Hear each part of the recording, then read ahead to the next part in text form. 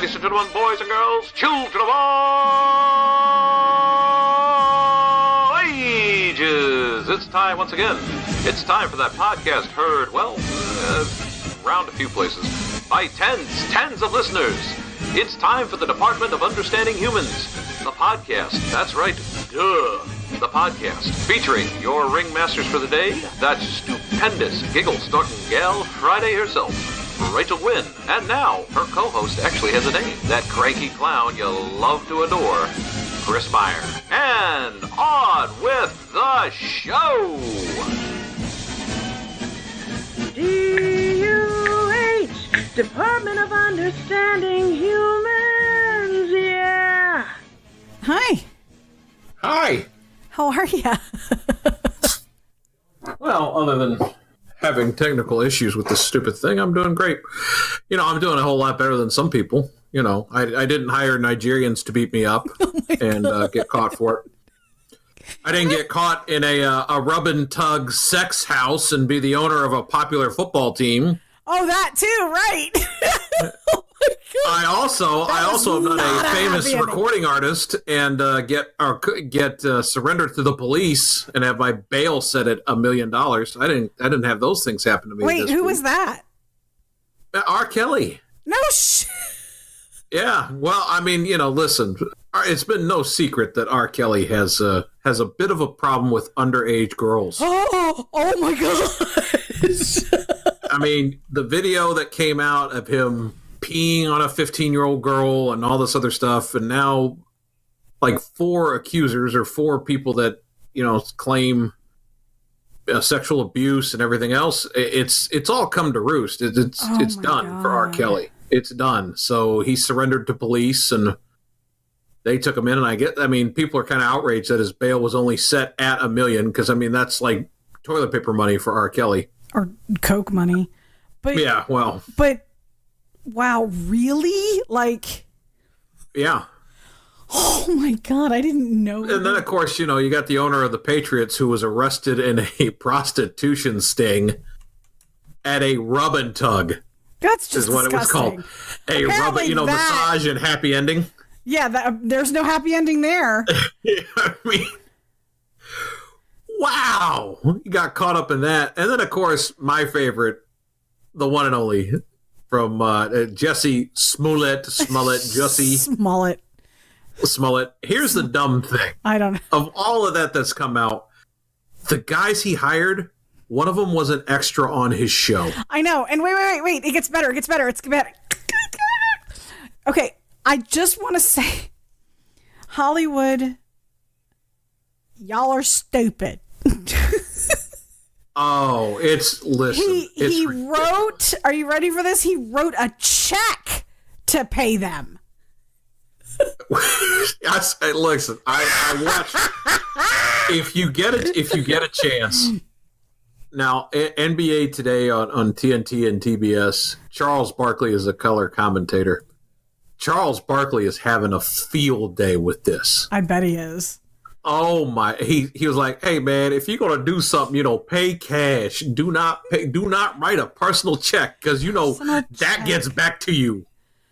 Personal check is like saying guilty. Okay, but even from the word go, and it's not that I want to spend a whole lot of time on this because everybody's spending time on this.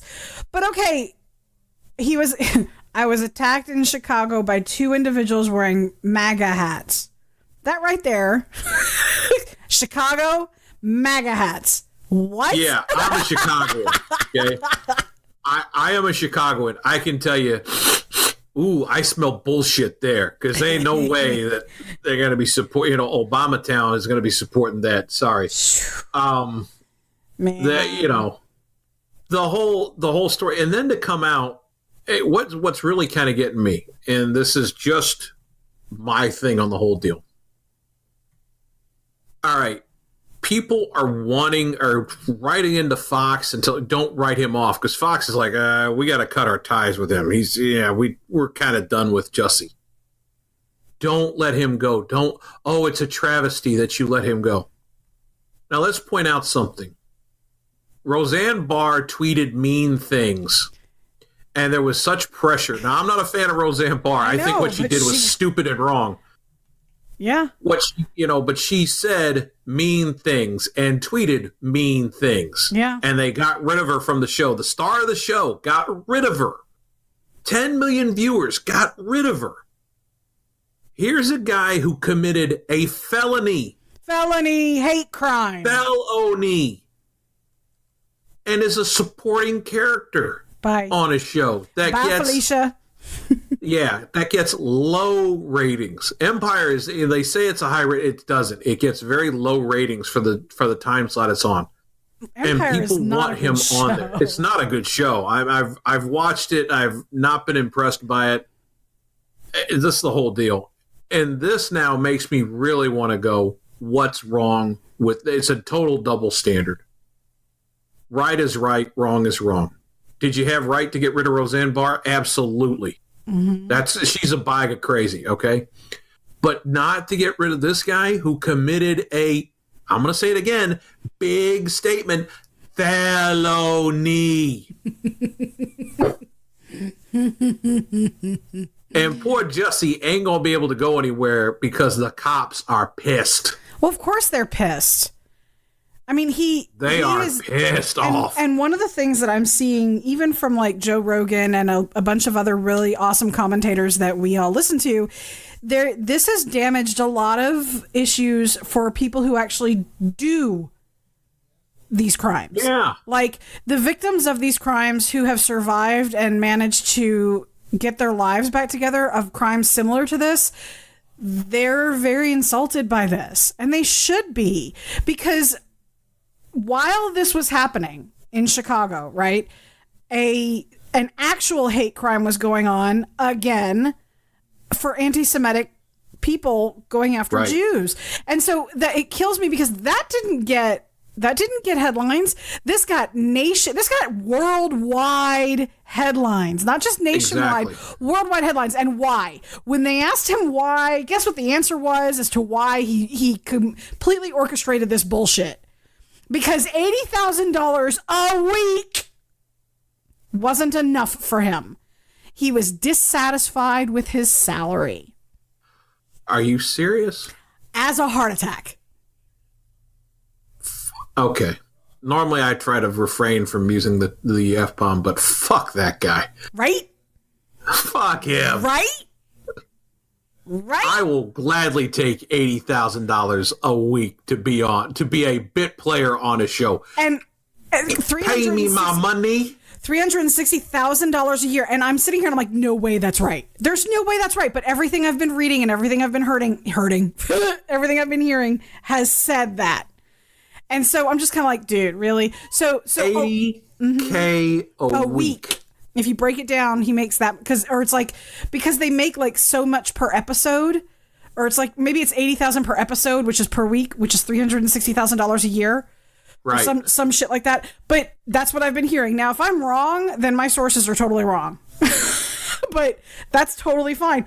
Along the lines of money and being a hypocrite and a liar and a thief, Bernie Sanders.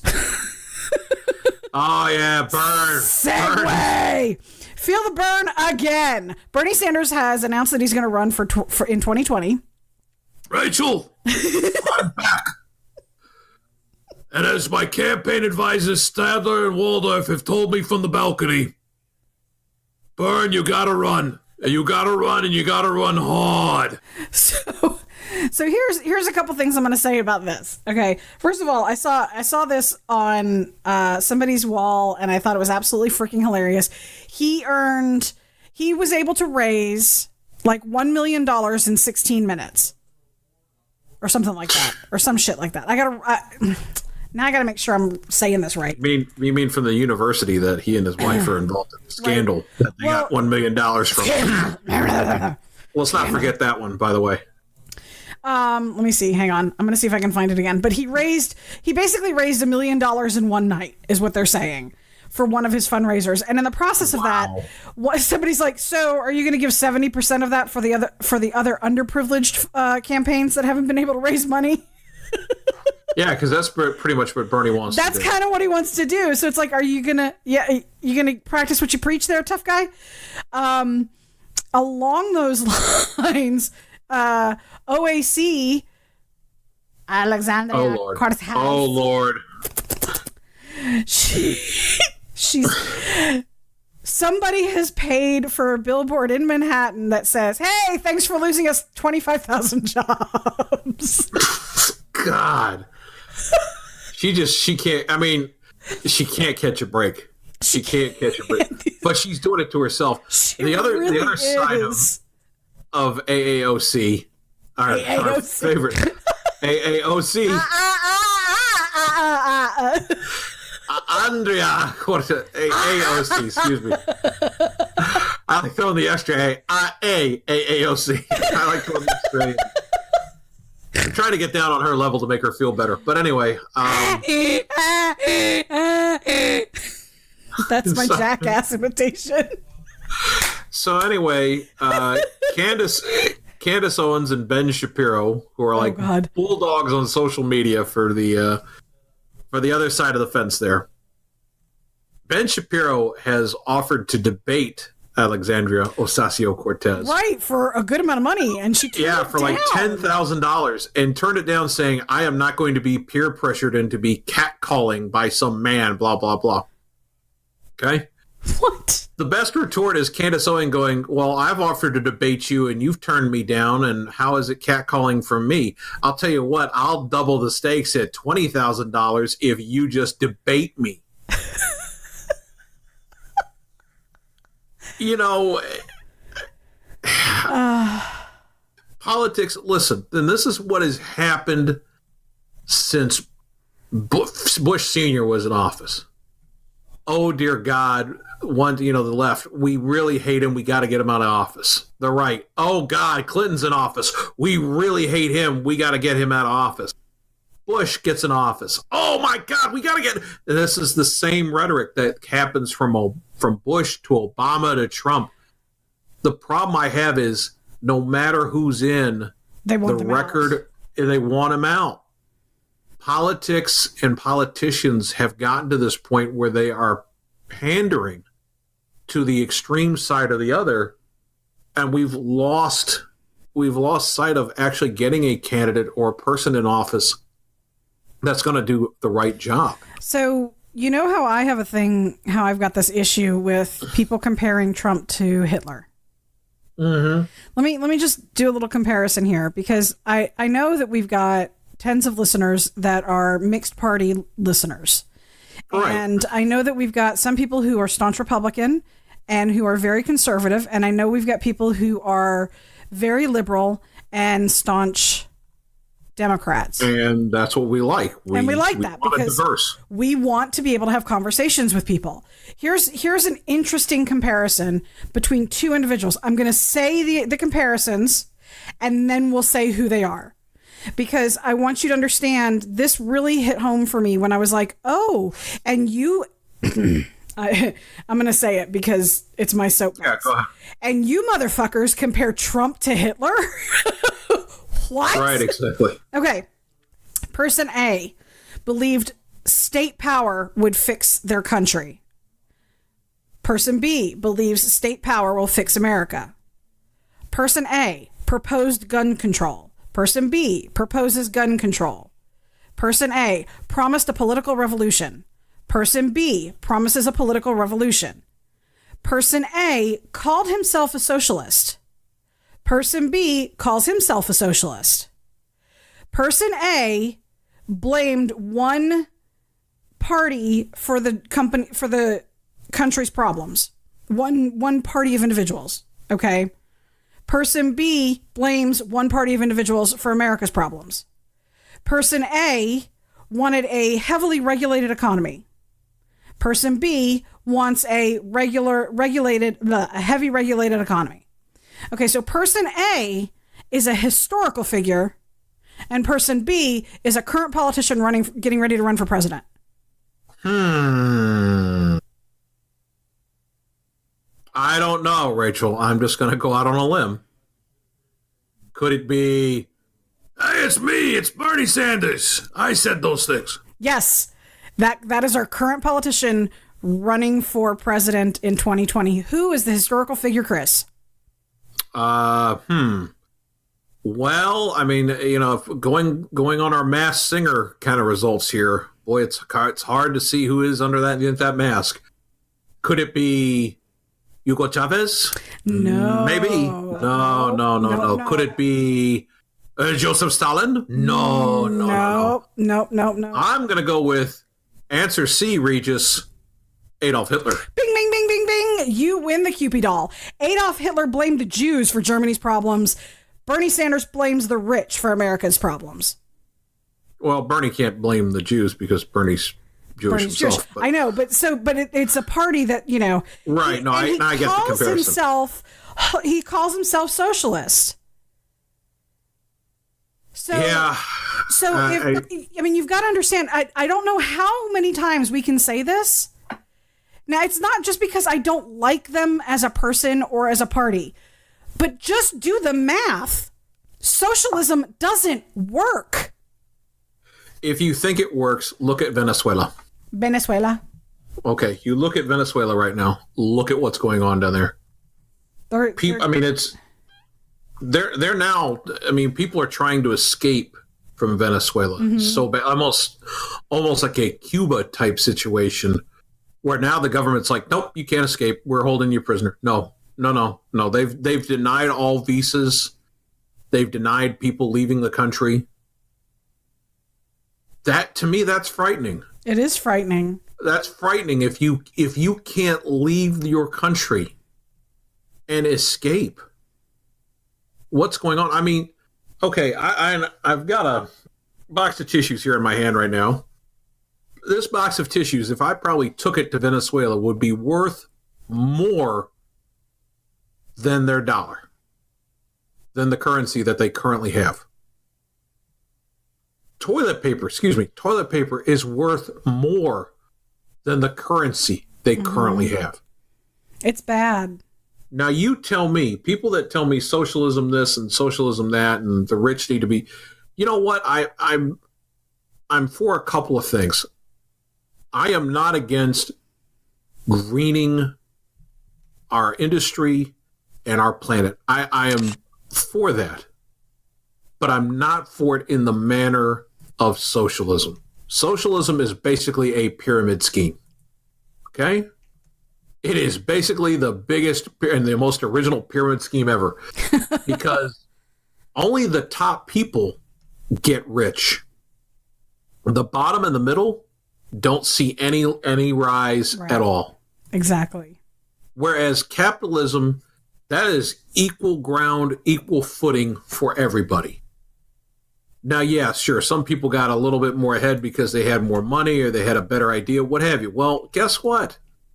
Too bad. They had a better idea. If they had more money, well, maybe they were born into it. Okay, you got me there. You're right. Congratulations, you got me on that point. But I'll take a few people as an example. Okay? Let's Arnold Schwarzenegger. Arnold Schwarzenegger is an actor and has nothing to do with capitalism to a degree, but he came here with $35 in his pocket. If Arnold can make it with $35 in his pocket,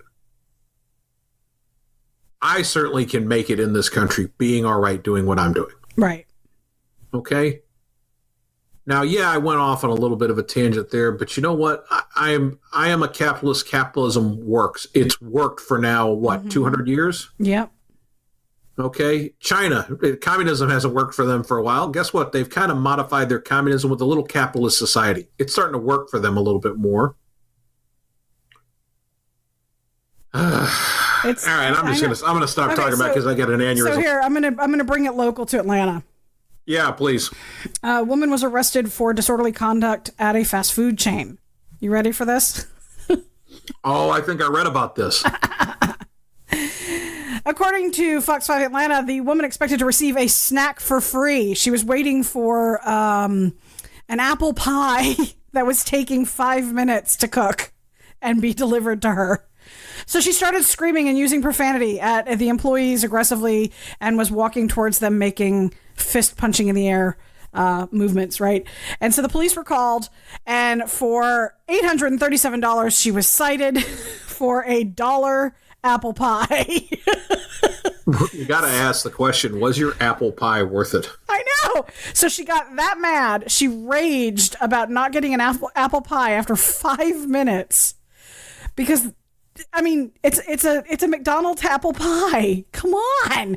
Ain't that good. So she gets a citation for $837 and her car was towed, which is probably about another $100 to $200. So we're talking about $1,000 in tickets and fines versus a dollar to wait your patient, hungry ass in the chair.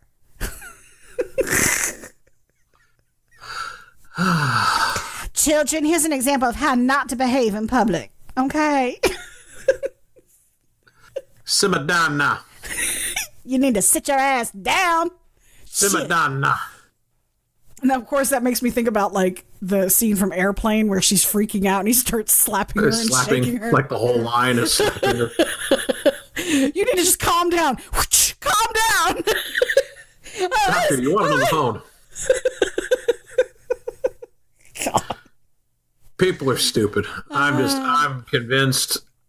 Well, and honestly, I think that when you compare what's going on in our politics to shit like this, no wonder they think that they can control humanity, these socialist pigs, because in some way they can, assholes. But it's okay. Let them think whatever they want to think, because in 2020, those of us who are truly quote unquote woke, we will vote according to our conscience and our education. Thank you. Bye-bye.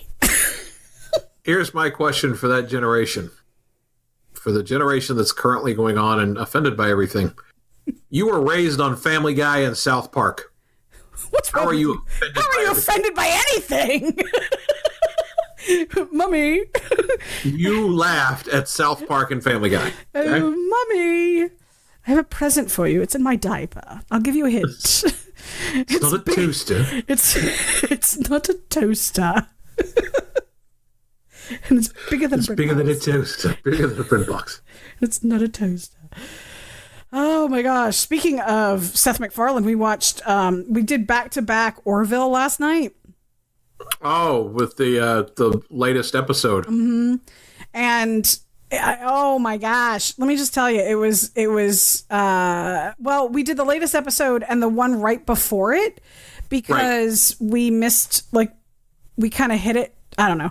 Anyway, you missed like last week's, and then you caught up with this week's, and then watched last week's. Yeah, I got you. Yeah. And so, so the first one we watched was the second to last one, and I was like, man, this is some crazy shit.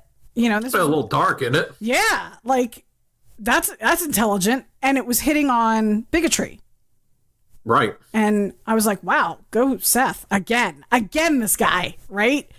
And so I'm like, wow, that's insane. And then, so the last one was where it's the first of the two-parter where the Orville's hijacked. And I'm like, oh. And, well, you know, spoiler alert, Isaac, their emissary officer from the Kalon, who's a intelligent machine. They are sentient, intelligent machines. I am an advanced, intelligent being. Okay. Kalon is a planet where it is nothing but intelligent machines. Mm-hmm.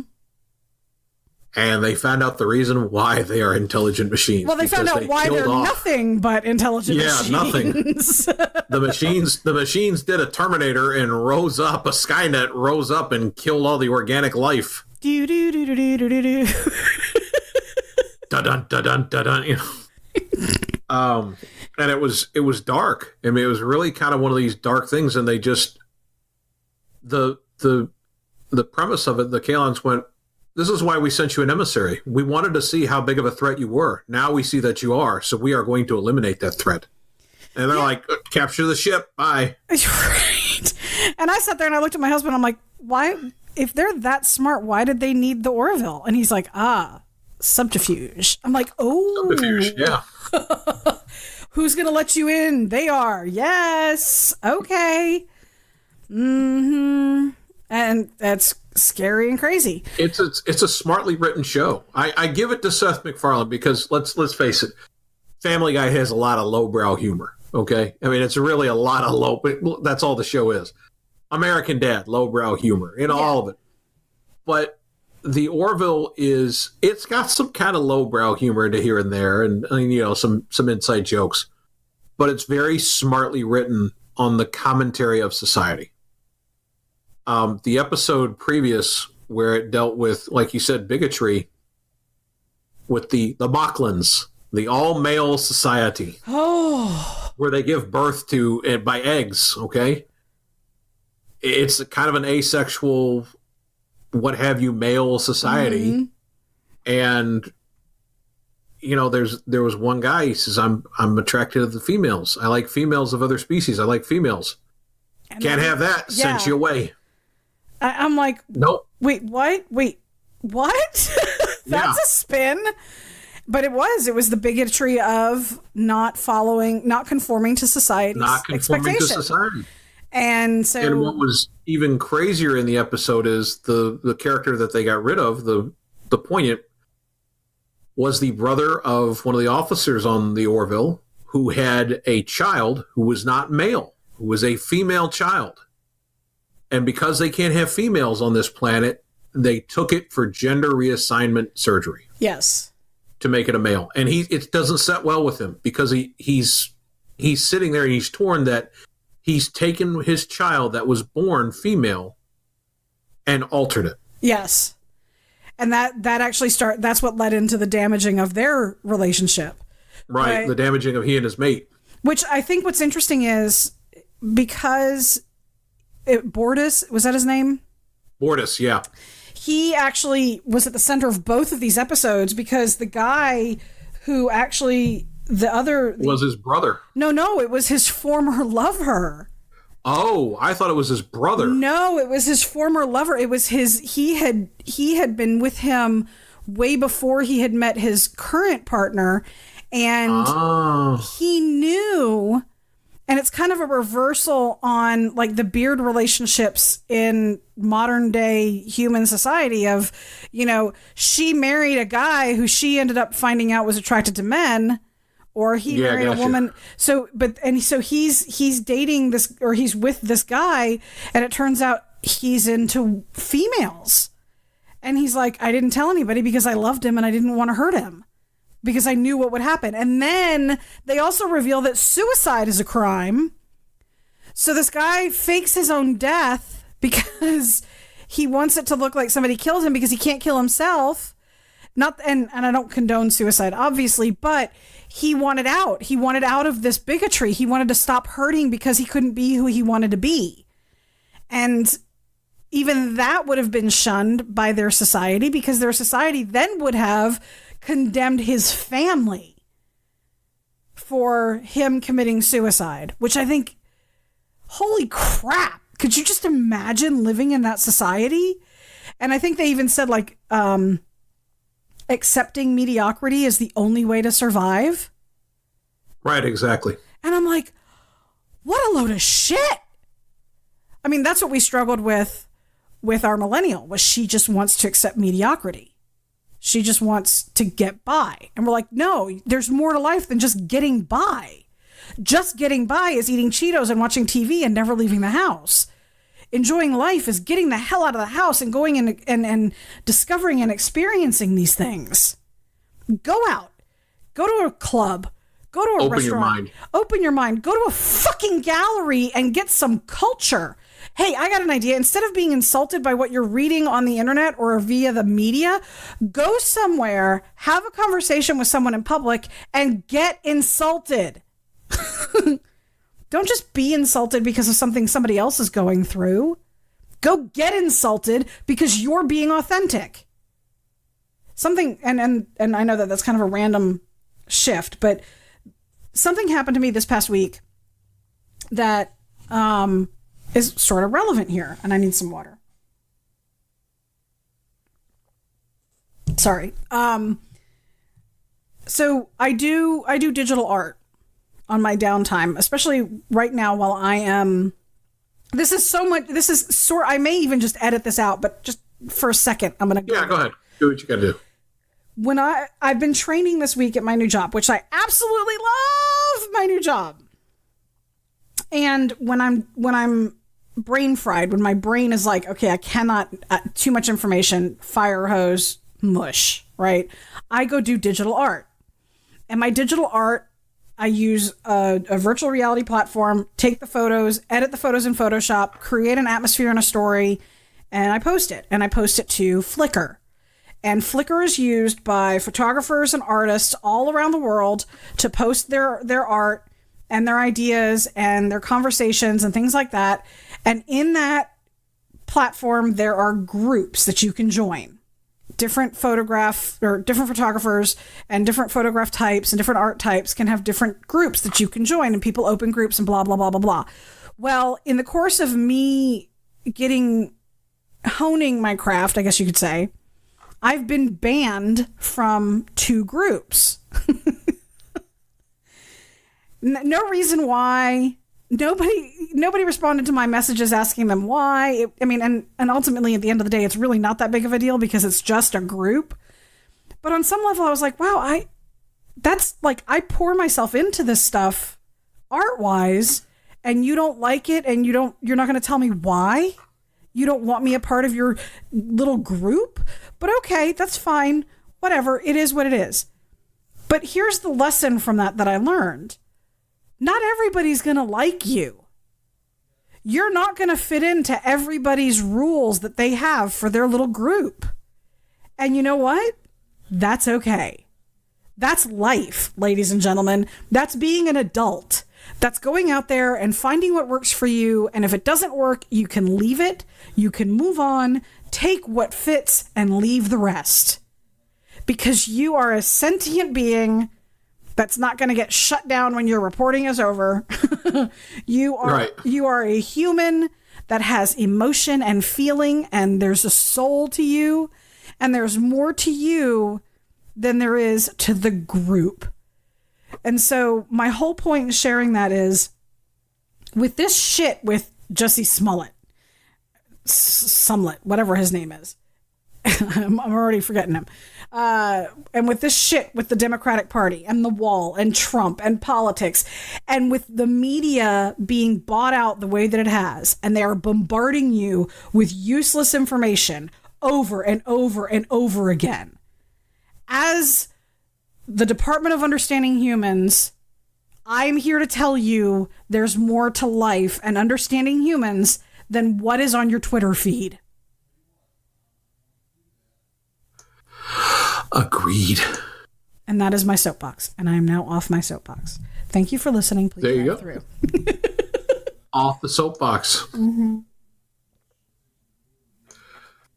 Oh, goodness. Well, I'm out of things to talk about. I don't know about you. I'm good. I'm so good. I think that's a podcast. I think it's a podcast. All right, ladies and gentlemen, we will leave you now to contemplate all of our insanity. And remember, if you're going to hire people to beat you up, pay cash. Pay cash. Cash is still king. Remember, if you're going to go to a rub and tug, well, make sure that you just don't do it. Just don't go. Don't be so popular that somebody's going to recognize you with your pants down. Be anonymous. Be insignificant where the cop's going to go, yeah, you're small potatoes. Don't own a major NFL team.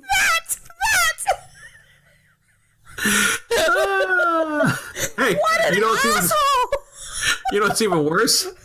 I heard the girl they caught him with kind of favors Tom Brady. Too soon? Too soon? Not soon enough. No. You know what's too soon? What? Jussie went to Subway and ended up with Jared. Ooh. Ouch. He's going to get the foot long, isn't he? He's hanging out with Cosby now. He's hanging. Jussie, drop a foot in, it's good. Now, stop. Ooh. Oh, Theo. My name's Jussie. I don't care, bitch. Your name's Theo now. Now, I'll put a roofie in your drink and I'm away with you. Wow. Talk about a foot long. Oh, God. Okay. And then R. Kelly will pee on him in jail. But that's the next. Oh, my God. I'm trapped in the jail cell. I'm trapped with a Jussie.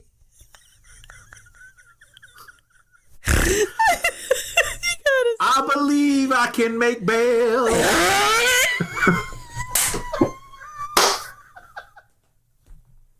I believe I've got the cash.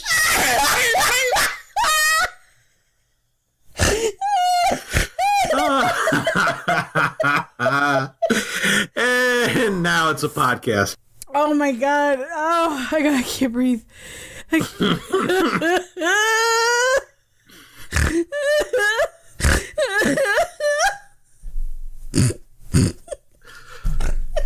Dun. Oh, thank you. I'll be here all week. Try the veal. And on that note, that's a podcast. Say goodnight, Rachel. Giggle, snort, then say goodnight. Good night. There you go. Like a monkey on cue.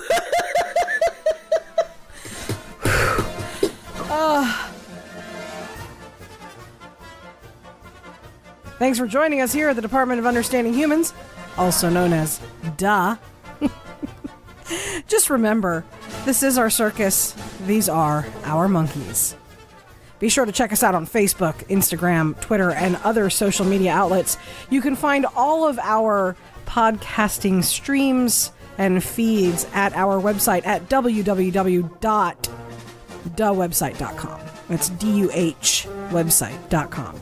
Thanks again for joining us, and have a great day.